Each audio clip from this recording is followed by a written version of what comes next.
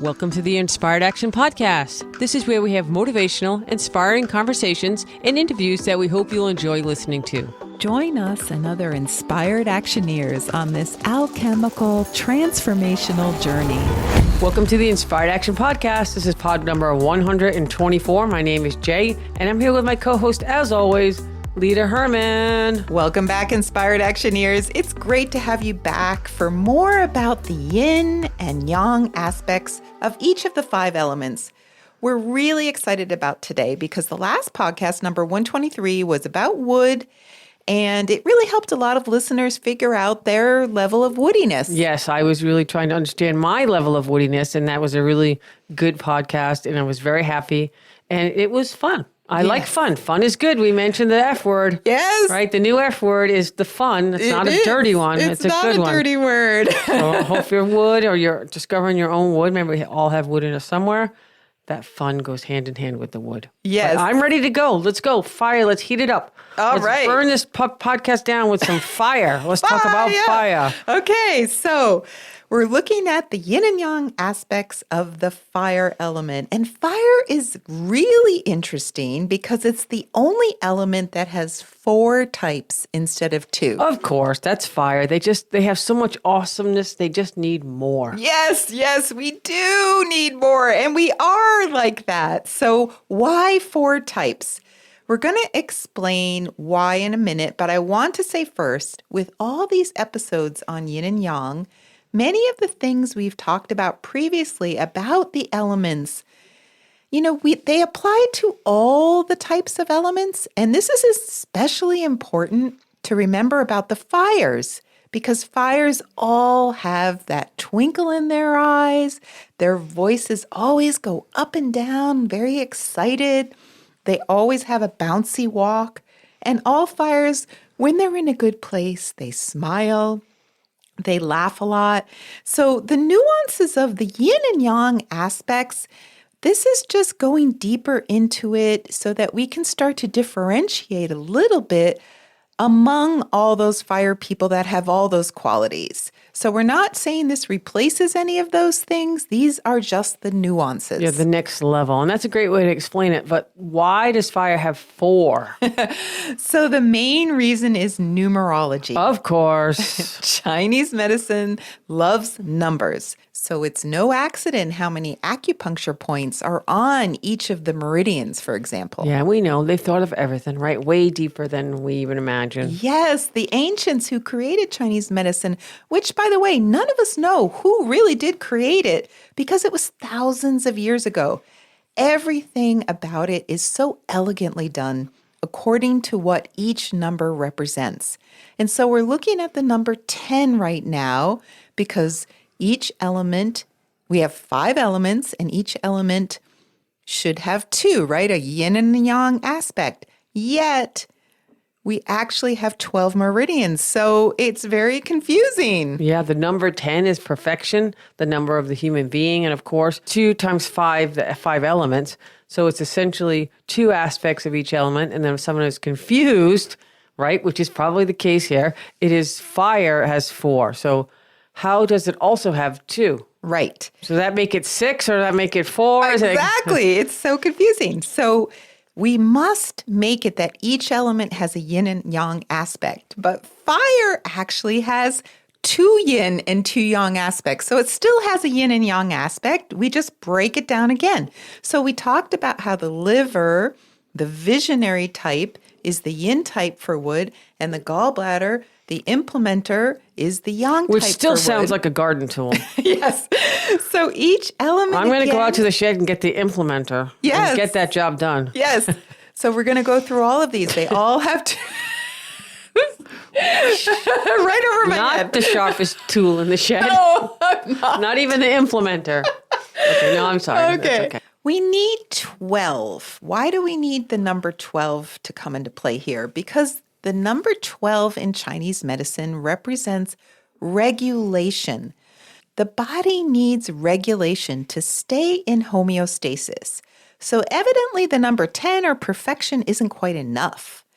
And now the number 11 comes in between there. The number 11. Which is one of my favorite numbers. like 2 ones together, right? Yes. But so 10 perfection is not enough. 11 perfection plus 1 is not enough. Yes. Yes. And I'm glad you mentioned that. Number 11 is what makes life interesting. If everything was perfect, we wouldn't bother coming into being. We'd just stay in wholeness or the divine, whatever you want to call it, in perfection in a non-physical world. We come into our beings because we want to experience the wacky, wonderful world around us, which is the number 11. Woohoo, which is 10 plus 1, which means everything that's perfect gets the experience mutation. Yes. That's that, right? Yes. Mutation is what it's about. We're always evolving into something new. We are essentially mutating all the time. Perhaps very slowly over many generations, but we are changing. And it's this unpredictability that we love. That's the spice of life.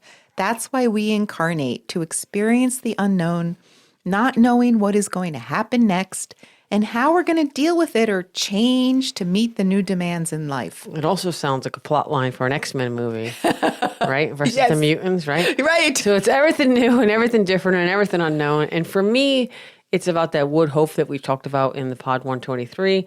And I imagine the number 11 is different for everyone, Leta. Yes. So for fire, it's about potential love being found or lost. So for each element, it's going to be different. And if we just live in the number 11 all the time, nothing would be stable in life. Ah, so that's where number 12 comes in. Yes. The number 12 I'm following. You get it.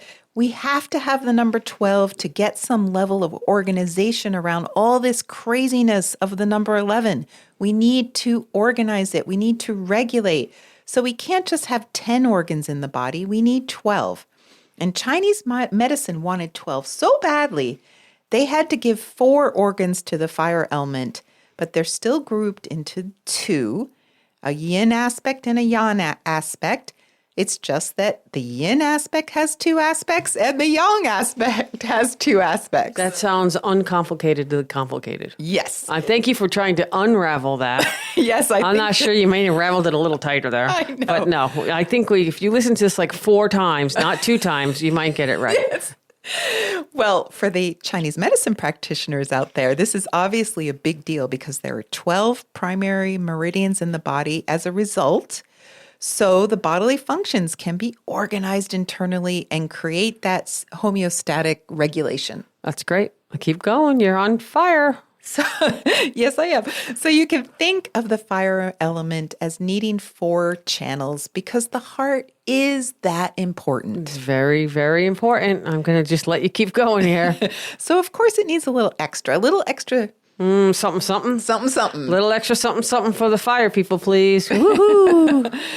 But before we go on, how about we Wait, update? before we give you the answer, Right. let's talk about the Alchemy Learning Center and what's going on in the Inspired Action podcast, as always. Sounds good. All right. So, Jay, we've had a lot of listeners reach out to us for help in trying to figure out their elements. And we love that, and we wish to continue that on. So if you want to send us your walk on a video, go ahead, send us an email at leta@inspiredactionpodcast.com or jay@inspiredactionpodcast.com. And we'll send you more instructions, a little how-to video to do your video. And the walk is a good place to start. But often if you feel confused about your elements, it's often because your family or society or a significant other in your life has taught you to be someone you aren't naturally. Yeah, that's very common. Also, we do have some injury sometimes or a profession that really encouraged you to walk a certain way. Yeah. So that comes up. So we kind of work on that when we talk to people about it. Yeah, and all of this causes a lot of confusion. Just the other day, we had someone who was totally convinced she was Earth, and she even took the online tests and always tested Earth.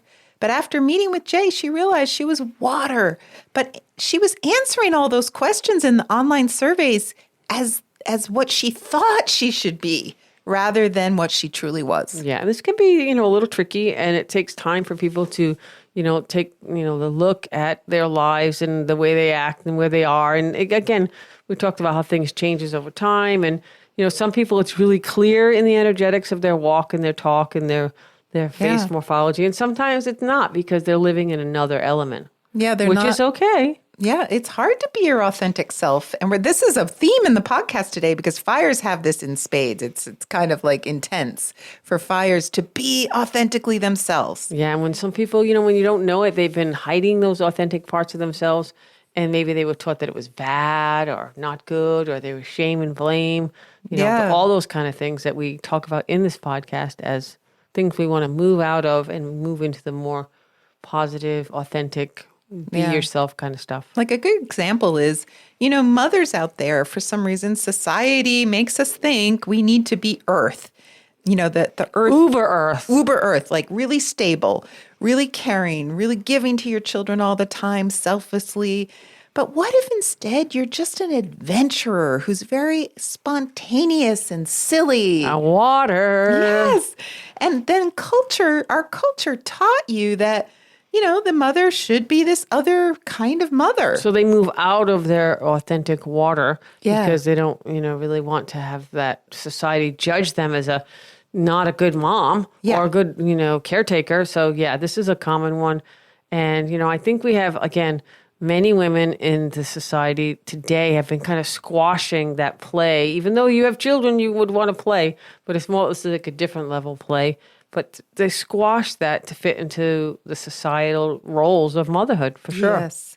And that's just one example. There are wood women who are trying not to be assertive. There are fire or earth men out there trying to be tough and not too friendly social. And then there are metals who are trying to be super duper social and not really feeling it. So, we're the list all goes doing on this. and on. The list goes on and on. We see them all and we hear them all and we try to help everyone understand it as best we can. So if you do feel confused, it's because you've, air quotes here, how to put on that other elemental energies.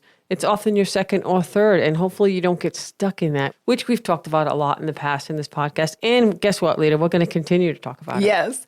And, those second and third elements, they should be your helper elements. Yeah, there's no shame in that. No shame in that. We look at the walks, even though your walk can change a little, especially when you're not being authentically. You've had treatments where they've walked one way, you've done a ghost point treatment, and they come out and they walk differently. Yeah. It's crazy. It's really crazy. Yes, it's true. Some people have actually stopped their hips from moving side to side, for example, or, lots of different reasons. But then, they start to be their authentic selves and they start walking normal. We've seen a lot of men that have been kind of like shamed into bouncing if they're fire. So they eliminate that bounce and they try to have a swagger almost. Yeah. And then once we get into these layers, we give them permission almost to try to find themselves in their more authentic walk. Yeah. It's a beautiful thing.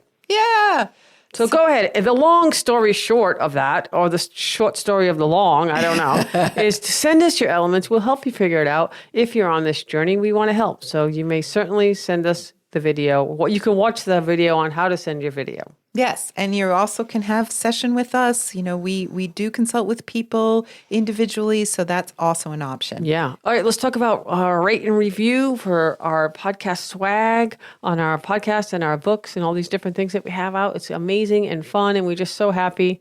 So if you would like to get some Inspired Action or Alchemy Learning Center swag, which is t-shirt, mugs, hats, stickers with our cute logo on it, just leave a review, maybe on Apple, Amazon, or Audible. Can we call that the 3 A's? Which we're working on slowly, people. Please, it's coming along slowly. Yes. But we do have a YouTube channel where this podcast shows up. Yes. It seems to be the future. So we're working on it, and it's working. And this week we want to say thank you, shout out to Laura, who wrote us a really nice note and did a review, and we sent out a mug. I think. Yes. So you're going to get your mug shot soon. But thank you on that. And let's also say a shout out to Ann Cecil Sturman. People are really loving the podcast that we did with her a couple weeks ago. If you haven't heard it yet, it's Pod 122, and it's a delightful interview. Yeah, that two Ann are fun did together with me, and it was really, I don't know, it expanded our consciousness. I like that. Yeah,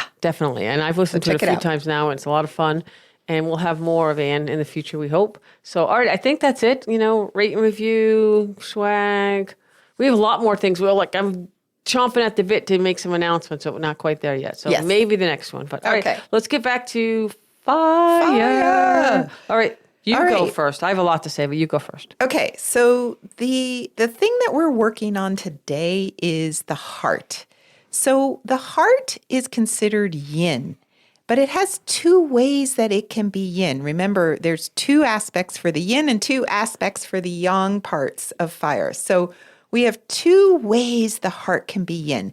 There's the heart of the heart, what I always call the empty space inside your heart where the blood flows through. And where your spirit resides. Yes, it's like a cave inside the heart that is the home of the spirit. Yeah, it's like the emperor's bedroom in the palace, except you're the emperor. Yes. Right? That's your space. Exactly. That's where like the chill cave. Yeah. The heart cave. The chill cave. The chill cave. Well, it's a sanctuary. It's a sacred place. Yeah. The most sacred aspect of yourself is your spirit, and your spirit resides there. That's the actual heart, not the beating muscle that we think is the heart in the West.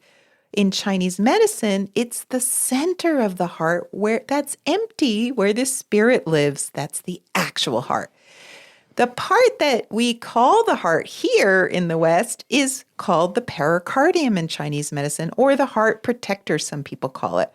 Or in Chinese, it's called Tanzhong, which is the name of the point at the center of the chest. So it's essentially, you can think of it as the actual walls of that empty heart space we were talking about. So it's like the physical matter that we like to call the heart. It's essentially protecting the heart, right? Yes. And because every fire person knows it's a mean world out there, how are we going to deal with all that meanness? We're going to want to protect that little inner sanctum with some walls and maybe some defensiveness even. Yeah, defensive posture, not a good thing for fire people. Yes, and especially if we've been hurt before.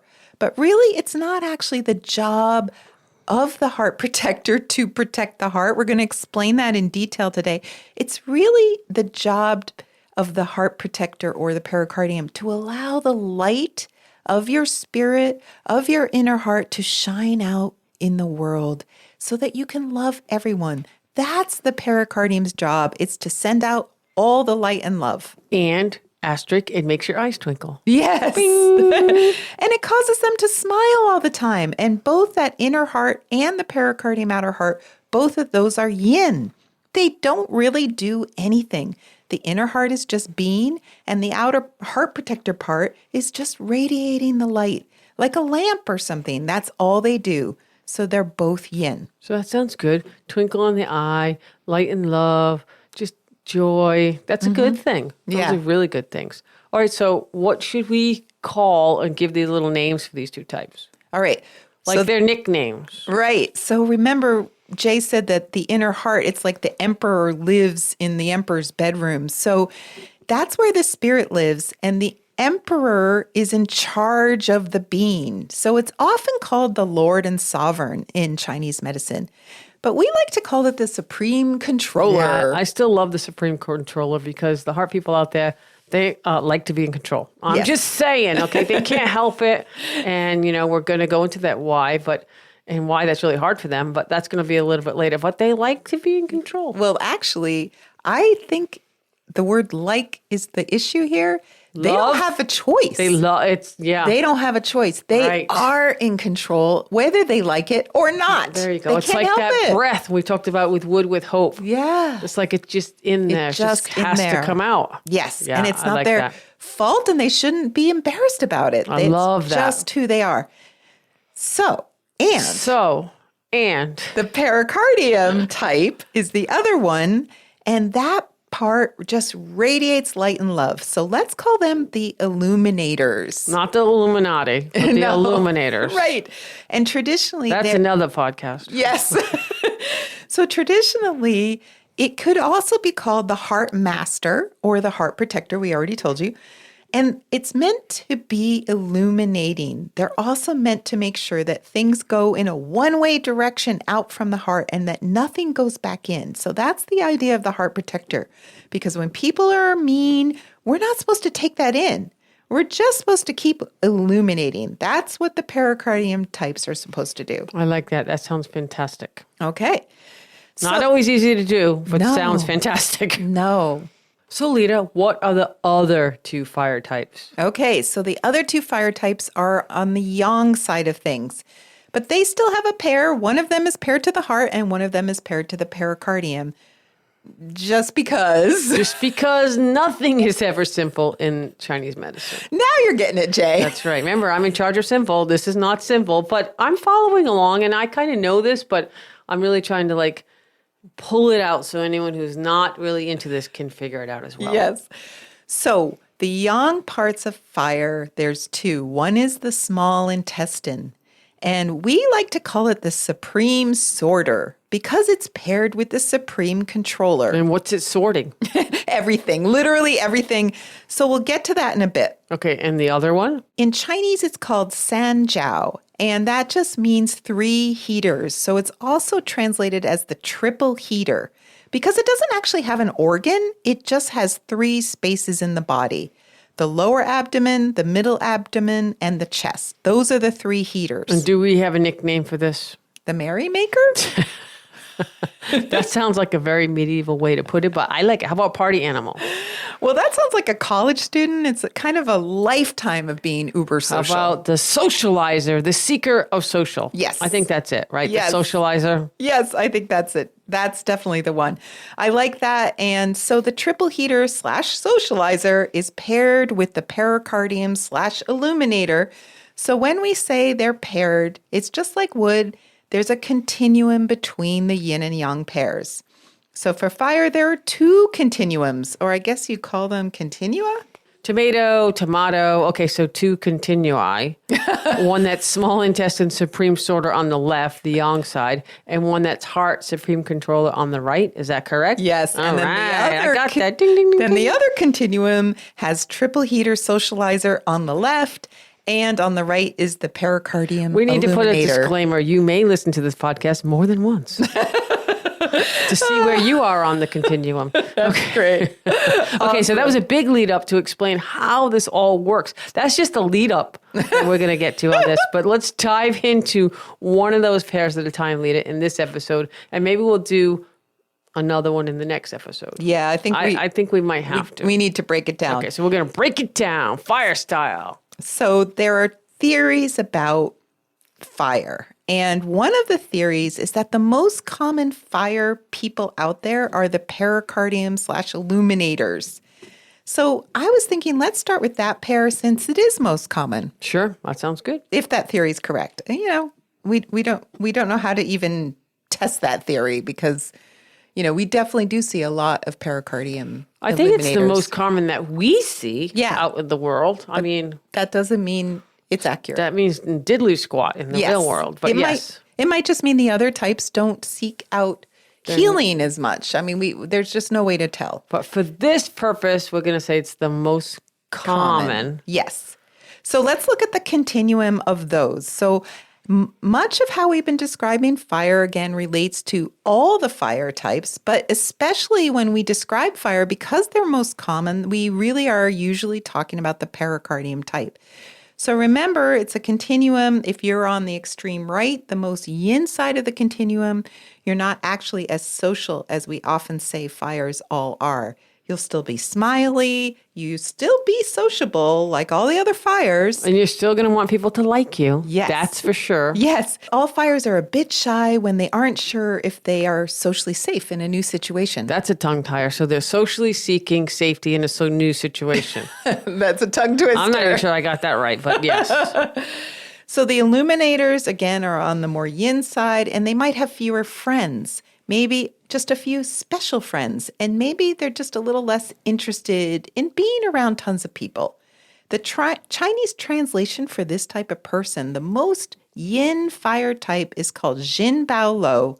Jin means heart, Bao means threads, like tendrils coming out of the heart, and Luo means connections. Together, it means like a heart wrap, a heart envelope, and it's the closest part to that empty space inside the heart.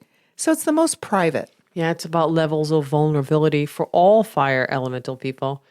How do they deal with that vulnerability is the question. The more yang types tend to expose themselves more readily.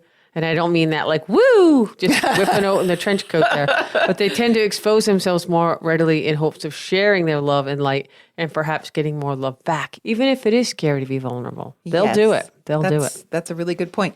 And so for the more yin types, their shyness makes them hold back more until they're really safe to expose themselves again. Oh boy, here we go again with that trench coat. Not the trench coat. And they Emotional trench coat. Yes. How's that? They might also keep more secrets because they're afraid to share the parts of themselves that maybe they're embarrassed about. All fires do that to some extent. Yeah, and I think since fire is meant to be displaying their light and love to the world, the more withdrawn a fire person seems, that's just going to be more of them on the inside, right? Yeah. And ideally, they're not holding themselves back out of fear, but rather it's just their nature, that fire nature. So can we say all fires who are holding back their light are struggling with themselves? They have to shine no matter what. They're like struggling what?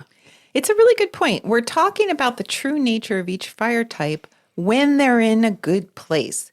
When they're in a bad place, it's always going to result in them shutting down their own light, and that's never good. So, Leta, your fire first. Let's talk about being in that good place. Yeah, so when you're in the good place, it's like you have those tendrils that translation was. The tendrils are like light tendrils emanating out of the heart. And so it doesn't matter whether you're more yin and not seeking out tons of people or more yang and wanting to be out in the world. Those tendrils are just always beaming out light. That's the twinkle factor of fires we talk about, where this illuminator just sends it out in the world like beacons of light. And the light is generated by the inner heart, but it's the illuminator's job to send it out like a lamp.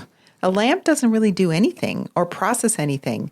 The yang fire types do stuff. The illuminator is just being the light. Yeah, and I often use the example of a lighthouse. Yes. Like that beacon and that beam comes out. Yeah. And it just shines. It's like Far that's and wide. its job. Yeah. And then, of course, the love has to love. shed the light and the love. Yes.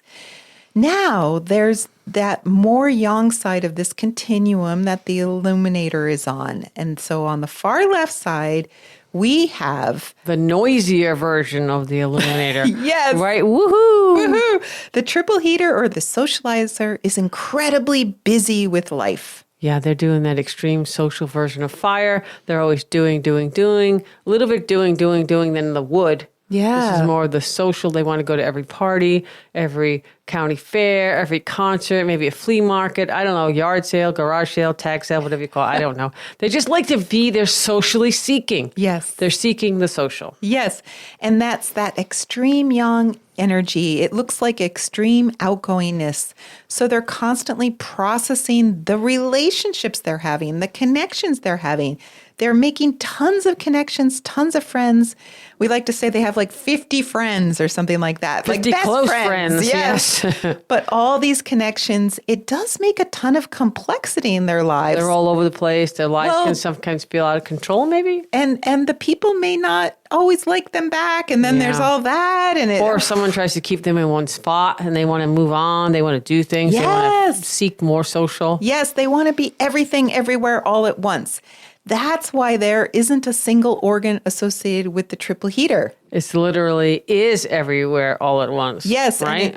And which is a good thing. I mean, it's a great thing. Woohoo. And in Chinese medicine, even though they are called heater, like the word heater, it's not about warmth. It's about regulating. They're always trying to make everyone play nice together. They always want to create harmony, and they want an even temperature among everyone, like an equilibrium. So their official job title, since we've been talking about, how the liver is the general of the armed forces and, all of these like official titles, the official job title of the triple heater is they're responsible for the opening of passages and regulation of the waterways stems from it. I'm not sure what voice that was supposed to be. What voice? Official My voice. official voice. Oh, boy. Okay. So what does that mean when we correlate that to a person? And use that voice again. It means. No, please don't use that voice again. They don't like it when someone is being cold. Or if someone's being really overheated, like angry, they want to get involved and they want to try to even those temperatures out. Yeah, they want to regulate it. Yes. Right? They want to regulate. But what would that look like in the world today? Well, those who are on the far left of this continuum are, as far as I know, pretty rare.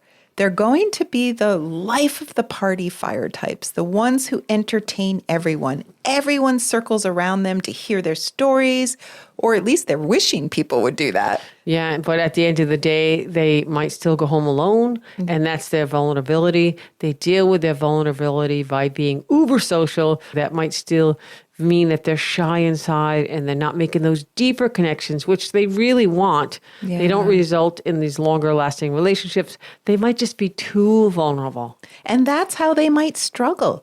It can definitely happen because they're just as shy in a strange way as the yin types. It's just that their strength is in this full exposure, not the trench coat, full exposure, but that doesn't make them any The emotional trench coat. Yeah, that doesn't make them any less vulnerable. They are just way more active. They have so much more movement. They have so many more changes in their lives. They are ideally as comfortable being alone on their own as they are relating to 1,000 people at once. There you go.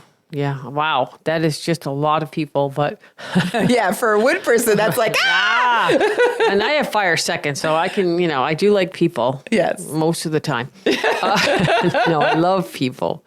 Asterisk. Most of the time.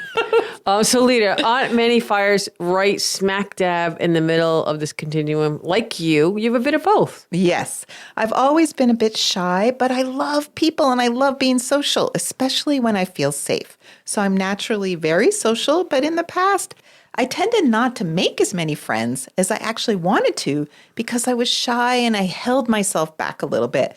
But as I've matured, this has become a non-issue. I am able to allow myself to do both hold back when it's right and to move out into the world when it's right. I love that. That sounds so perfect. That's kind of like the theme of this podcast here. If you fall in the middle, Yes. is that kind of the goal for the Illuminator, Socializer types of fire out there? Yes, when you're feeling more inward, it's not because you've been hurt and you're protecting yourself. It's because you're feeling quiet and connecting more internally. And when you're feeling more outward, we say that you're allowing the circulation of your spirits, you're allowing the light to shine, and you're interacting with the rest of the world. When you're not necessarily hiding your light. Yes, exactly. Now, we haven't gone into the official title of the Illuminator yet. Boom, chicka, bow, bow. Wait, you're giving it away. All right. It is the Circulation Sex Official. There's that voice again. You can explain that one. The Circulation Sex Official is when you're allowing that free flow of the spirit to come out of the heart, which is the Illuminator's job.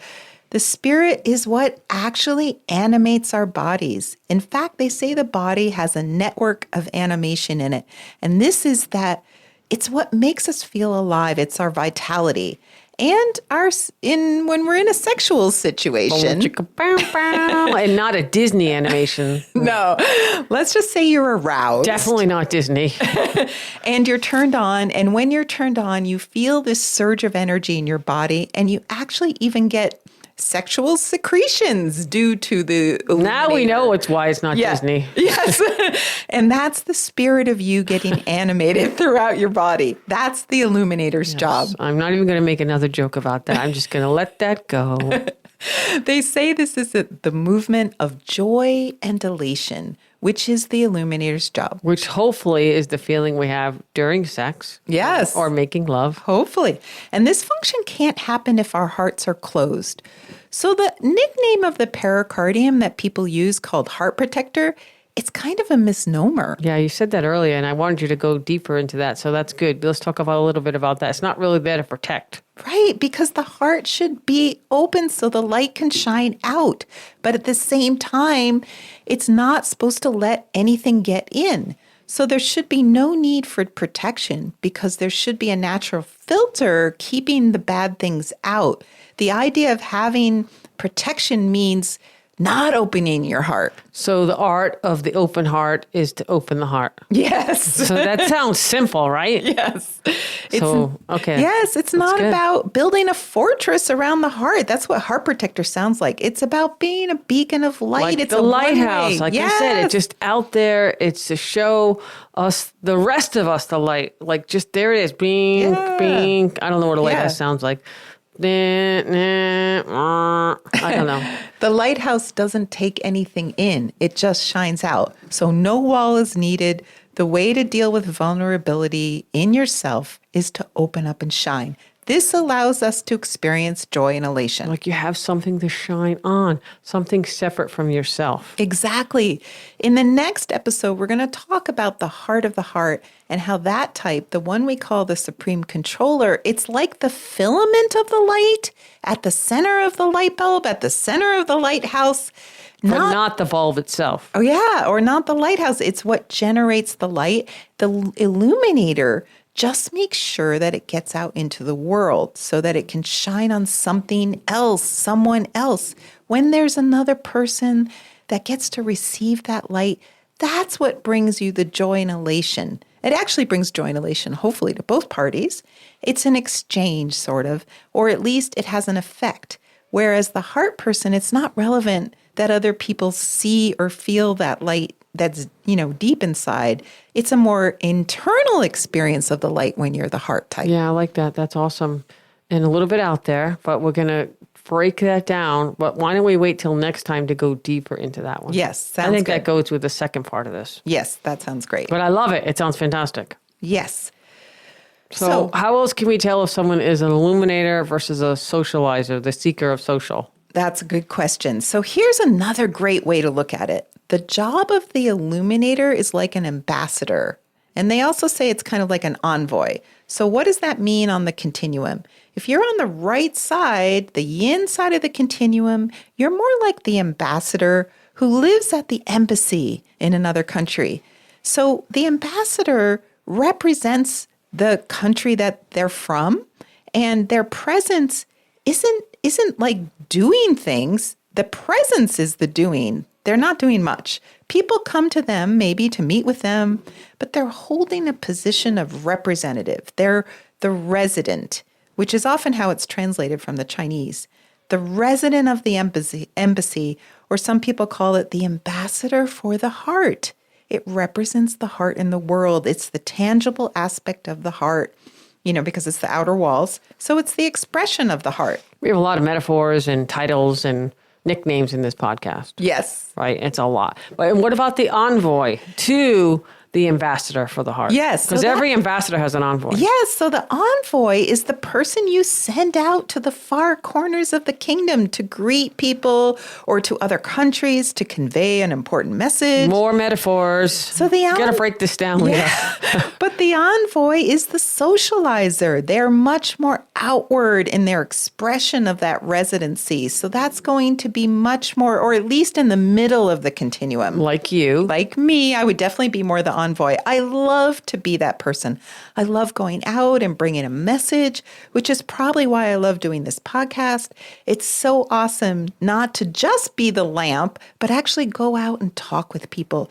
It's vulnerable a little bit. It's a little bit scary, but I would just hate to sit and shine with no exchange. Yeah, I think then you're on the total yang side, the left side. Yes. So the socializer is even more yang than me, because that's when you're not just the envoy or the representative anymore. You're just like everywhere all at once socializing. So it's not really about bringing a message of light and love anymore. It's way more than that. It's about helping the whole world have more equilibrium. And their presence just brings about less strife and more love among people. And so it's not because there's a particular message they're conveying anymore. It's more their very presence that lightens everyone's lives. Yeah, and I want to ask you a question. I know we talked in the wood on the continuum. Does that change throughout the maturity of fire? I do think that as we mature, we're able to be more open. So, but I would imagine your very nature is your authentic self somewhere on that continuum. It's just you may be choosing for negative reasons to be one or the other, to be more yin than you really are or more yang than you really are. And the question is, how do you find that place on the continuum that's your true self? Yeah, oftentimes people will change or alter their fire if they're with someone who doesn't quite get it. Yeah, They might for have sure. to squash it down Yeah. or to damp it down or even completely put it out there. So, all right, so what are some of the challenges, Leta? Well, obviously, the biggest challenge is how do you let that little light out, what we were just talking about? Because that communication of the heart has to be one way outward. And so a lot of fire people are asking this question, do you love me? Do you like me?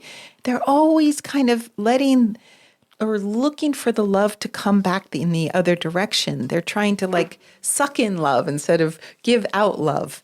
And that means they're trying often to be someone they're not, someone they think you want them to be. And then because they want to be liked. Yeah. And so that's kind of immature. The power of fire is actually maturity, meaning maturity for a fire person is being yourself. Immaturity is trying to be someone you're not.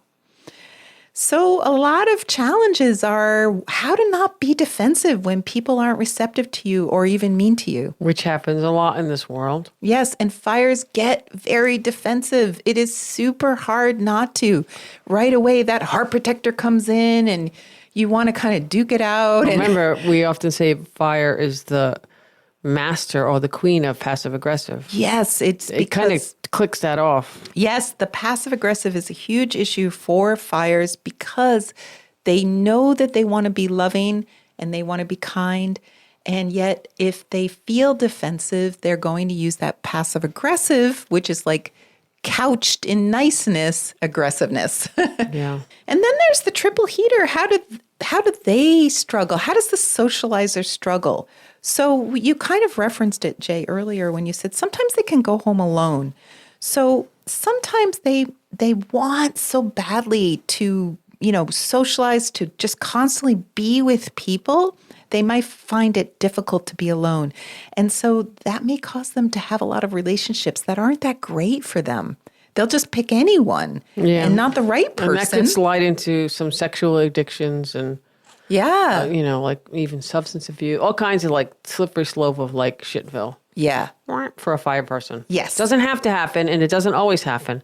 Yes. But it could happen. Yes. And we just have to say one more thing about challenges. A lot of fires, especially not the yang types, but the yin types, they can have a lot of social anxiety. And we've talked a lot about this, about fires and sort of social shyness.